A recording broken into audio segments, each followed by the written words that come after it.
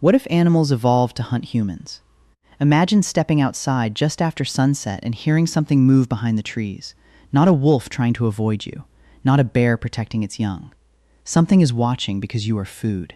That sounds like science fiction. But for much of human evolution, our ancestors were not safely above the food chain. They lived beside powerful cats, hyenas, crocodiles, and other predators capable of killing them. So, could an animal ever evolve to hunt humans on purpose? Yes, in theory. But the first step would not be sharper teeth. It would be a change in what the animal believes a human is. Predators do not choose prey because they hate it. They choose prey when the reward is greater than the risk. Every hunt is a calculation. How much energy will the chase cost? How many calories could the meal provide? And how likely is the predator to be injured or killed? An unarmed human looks vulnerable. We are slower than deer.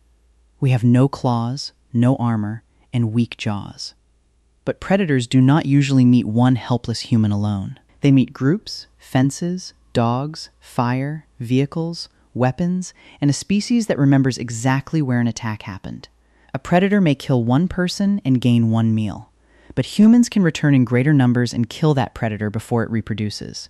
That makes us terrible long-term prey. For a species to evolve into a true human hunter, 3 things would need to happen. Some individuals would need traits that help them find, approach, or kill humans.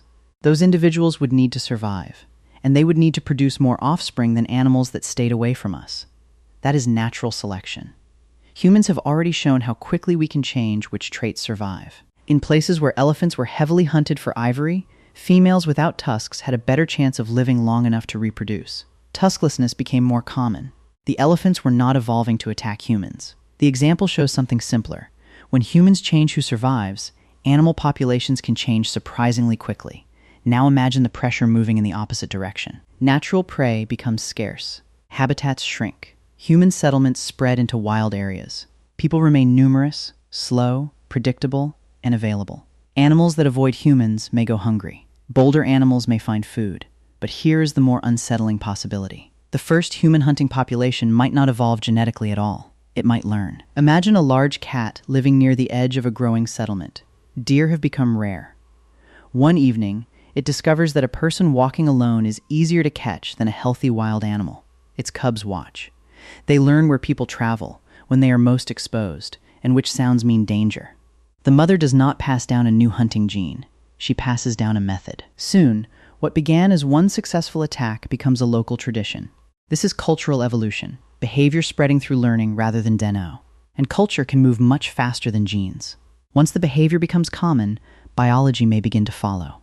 Animals with less fear, better memory, greater patience, or stronger problem-solving skills could gain more food. If they survive and reproduce, those traits may become more common over generations. The most dangerous candidate would not necessarily be the animal with the largest teeth. It would be the animal best at adapting. A successful human hunter would need intelligence, flexible behavior, the ability to live near us, and the ability to learn from others. Strength would help. But timing, observation, and caution might matter more. Still, it would face the same problem every human hunting predator faces. Humans change the rules. The moment attacks became predictable, people would build barriers, guard roads, change travel habits, remove food sources, track the animals, and target the individuals responsible. This creates an evolutionary trap. The better a predator becomes at hunting humans, the more attention humans give it. And the more attention it receives, the less likely it is to survive long enough to pass on that strategy. That is why many wild animals respond to us not by becoming more aggressive, but by becoming more hidden. They move at night. They avoid roads. They disappear when we arrive. For most species, evolution has already found the safer answer. Do not hunt humans. Avoid them. So yes, animals could evolve to hunt us. But only in a world where humans became abundant, exposed, profitable prey, and somehow lost the power to fight back. That world would not begin with animals suddenly becoming evil.